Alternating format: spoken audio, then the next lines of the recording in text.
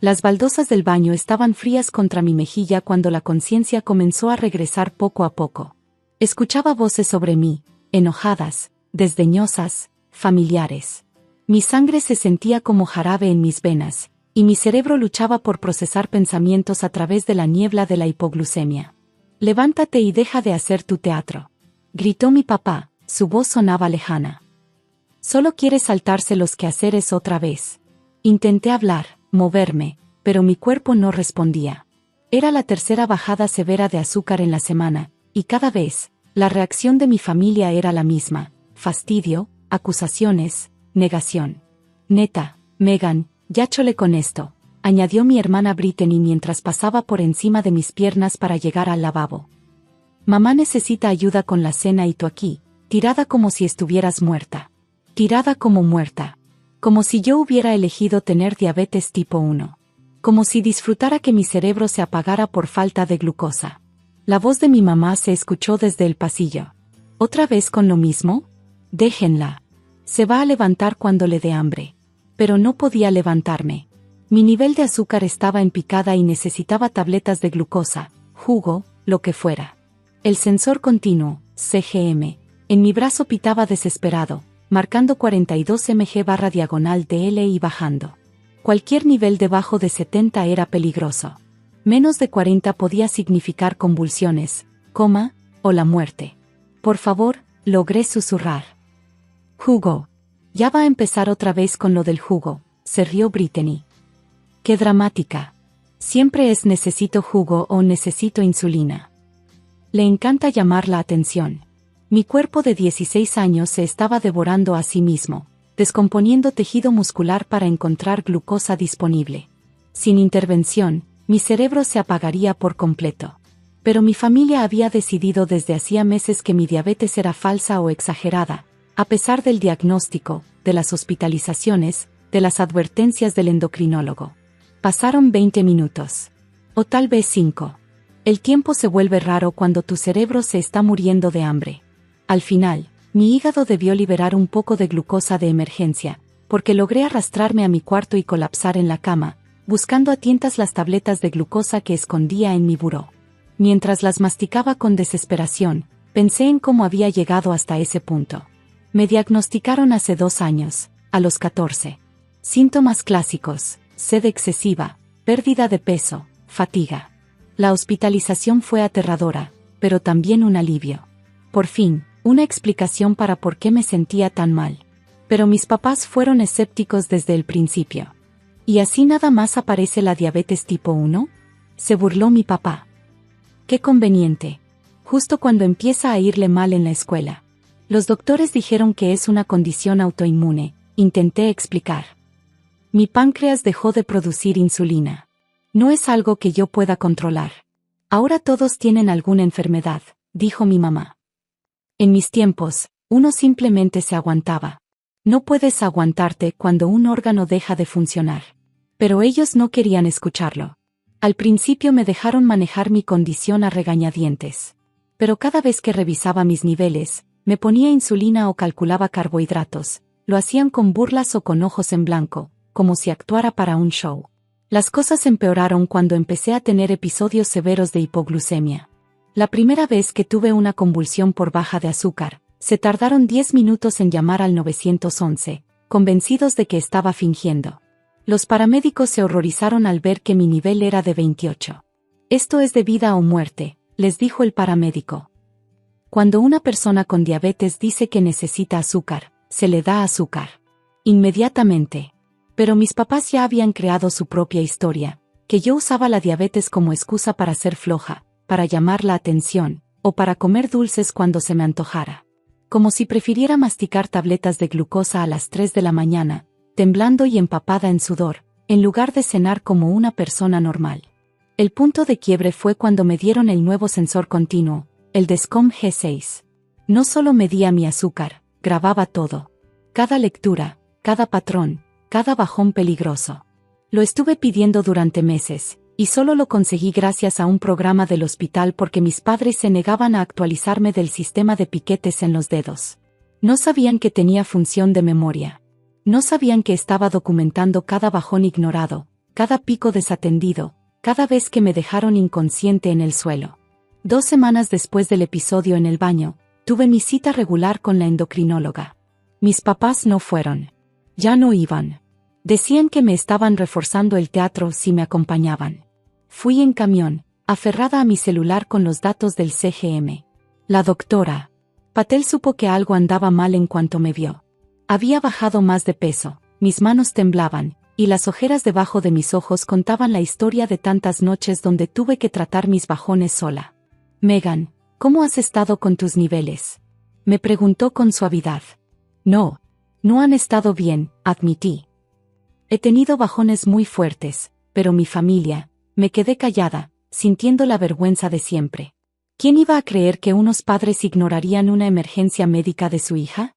¿Puedo descargar los datos de tu sensor? Preguntó. Asentí. Conectó mi receptor a su computadora. Mientras los datos aparecían en la pantalla, vi cómo su expresión cambiaba, de preocupación a alarma, y luego a algo que parecía rabia. Megan, dijo lentamente, estoy viendo 47 lecturas por debajo de 50 en las últimas 2 semanas. 18 por debajo de 40. Y 3 ocasiones donde estuviste bajo 30 por periodos prolongados. Volteó la pantalla hacia mí. ¿Ves este patrón? Aquí muestra hipoglucemia prolongada sin tratamiento. Estos vacíos indican pérdida de conciencia. El gráfico era incriminatorio. Valles profundos que mostraban cómo mi azúcar se desplomaba, permanecía baja por tiempos peligrosos y luego subía lentamente mientras mi cuerpo luchaba por sobrevivir. ¿Tu familia no te ayuda cuando estás baja? No era realmente una pregunta. Se me quebró la voz. Le conté todo. Las acusaciones de que fingía.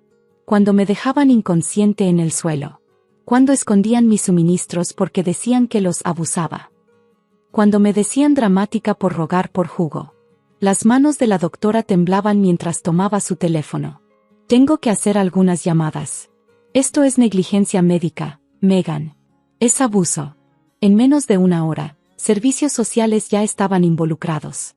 Los datos del sensor eran como la caja negra de un avión, evidencia irrefutable de que había estado en estados hipoglucémicos críticos, una y otra vez, sin que nadie interviniera. La trabajadora social, la señora Torres, revisó los datos con creciente indignación. Aquí muestra que estuviste debajo de 40 mg/diagonal-DL por más de 1 hora el martes. ¿Dónde estaba tu familia? Dijeron que fingía para no lavar los trastes, susurré. Y aquí, domingo a las 3 de la mañana. Estuviste bajo 35 por 90 minutos. Cierran mi puerta con seguro en la noche para que no robe comida. No podía llegar a la cocina. Cada punto de datos contaba una historia de abandono. El monitor había registrado fielmente cada momento en que mi familia decidió no creerme, no ayudarme, no salvarme la vida. Cuando llamaron a mis padres, llegaron con sus típicas excusas. Siempre ha sido muy exagerada, le dijo mi mamá a la señora Torres. Esos episodios solo le dan cuando quiere algo. Los datos no mienten, dijo la doctora Patel con firmeza. Esto muestra hipoglucemia severa sin tratar. Varias ocasiones en las que pudo haber muerto. Seguro manipuló el aparato, dijo mi papá. Es muy buena con la tecnología. La doctora Patel abrió otra pantalla. Aquí se ve el historial de insulina. Ha sido extremadamente cuidadosa con sus dosis. De hecho, ha estado dosificando por debajo para evitar bajones, lo cual explica estos niveles altos. Está tratando de mantenerse viva a pesar de no tener apoyo. La evidencia era abrumadora. El sensor continuo había registrado 147 episodios de hipoglucemia por debajo de 70 mg/diagonal-DL en un mes. 62 episodios por debajo de 54 mg/diagonal-DL, hipoglucemia nivel 2. 23 episodios por debajo de 40 mg/diagonal-DL, hipoglucemia severa. Varios periodos prolongados con niveles peligrosamente bajos sin intervención. Patrones que mostraban tratamiento tardío durante horas en que la familia estaba presente. Este dispositivo, dijo la señora Torres, levantando el receptor, ha documentado negligencia médica sistemática. Se les informó sobre una condición que pone en riesgo la vida, y eligieron ignorarla. Pensamos que exageraba, dijo mi mamá con voz débil. ¿Exageraba estar inconsciente? La voz de la doctora Patel era hielo. ¿Exageraba convulsionarse? ¿Exageraba los datos de un dispositivo médico? Mi hermana Brittany intentó intervenir. Lo usa para salirse de cosas. No, la interrumpió la doctora Patel. Tiene una condición médica grave que todos ustedes eligieron ignorar. Estos datos muestran que ha estado luchando por sobrevivir mientras ustedes la acusaban de fingir. El proceso legal fue rápido. Con meses de datos del CGM, expedientes hospitalarios y documentación de episodios hipoglucémicos sin tratar, el caso estaba claro. Me sacaron de la casa y me colocaron con mi tía, quien de inmediato se dedicó a aprender todo lo posible sobre la diabetes tipo 1. El contraste fue inmediato. La primera vez que tuve un bajón con ella, dejó todo para ayudarme. Sin preguntas, sin reproches, solo acción inmediata. ¿Quieres jugo de naranja?, preguntó, ya camino a la cocina.